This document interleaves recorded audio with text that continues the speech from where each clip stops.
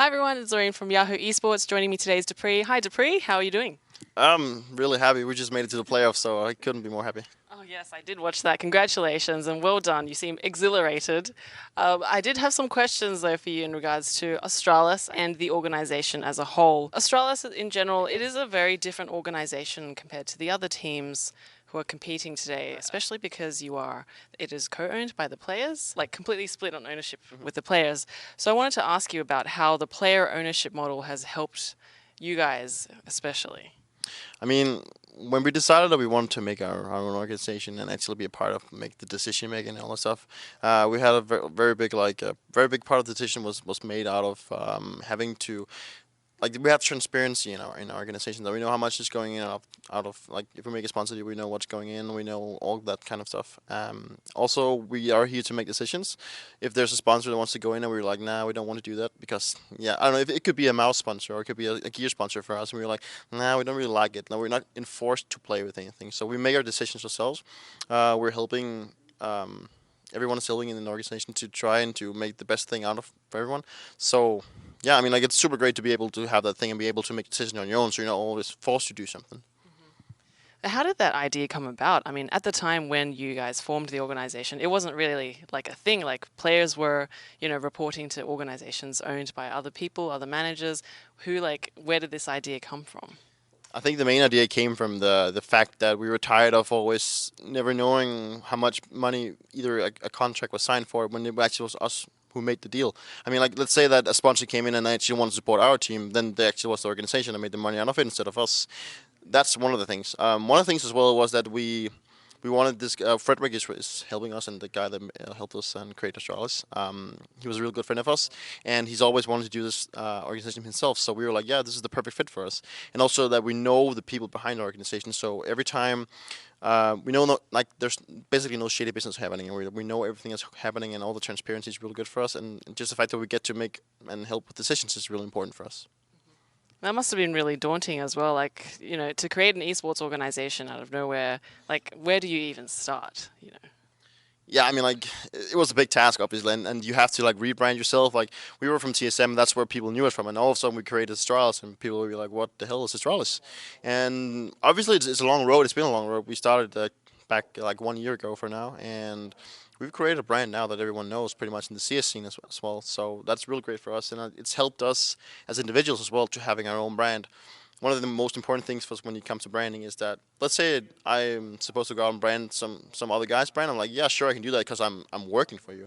But right now, I'm going out branding myself. I'm branding my own brand, and it's like instead of feeling like it's a burden for you to go out and brand someone, you actually want to do it. Like, you want to because you get something out of it. Like it's your own little baby you take care of. So that's one of the really good things about it. Like you actually want to go out and brand and actually put some effort into actually making something out of it.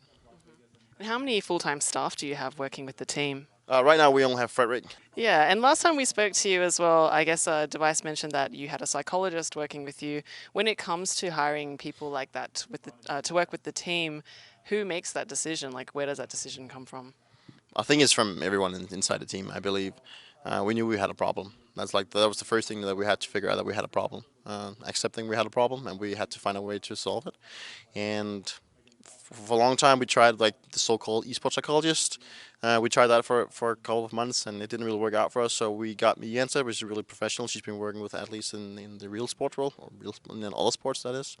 And she came into the team, and she was this kind of person that helped us realize that there's so much more to esports than just playing computer games. She was mainly focusing on the part that we have been having this kind of a choke problem, like we had problems performing whenever it mattered. And I mean, from that point off, everyone was just like accepting it, and then we were like, we have to work on this together as a team. Like no one was like, oh, I don't want to do that. Everyone was like, okay, let's do this. Let's just give it a shot, and it's helped us tremendously. It's been amazing ever since. We've learned how to deal with pressure. We've learned how to be a team. We've learned how not to only be five individuals, but we've learned to be a team as we were back like 2 years ago. So she's brought back some hope for us and all that stuff. So it's amazing. We owe her a lot. Oh, that's amazing. All of you must have been so mature to have stepped back and be like, okay, we have a problem and we should deal with it head on. Yeah, I mean, like it came to mainly everyone had the same goal. Everyone wanted to win. Everyone wanted to be the best team in the world. So I don't think it was a hard decision, but it was the decision to actually go out and be open about that we have a problem because we had a problem, so we had to fix it. So yeah. Now, I guess developing the brand as well, you guys all have a big responsibility for that. You picked up new sponsors as well. I can see you looking very swaggy, very nice. What sort of pressure does that place on you guys?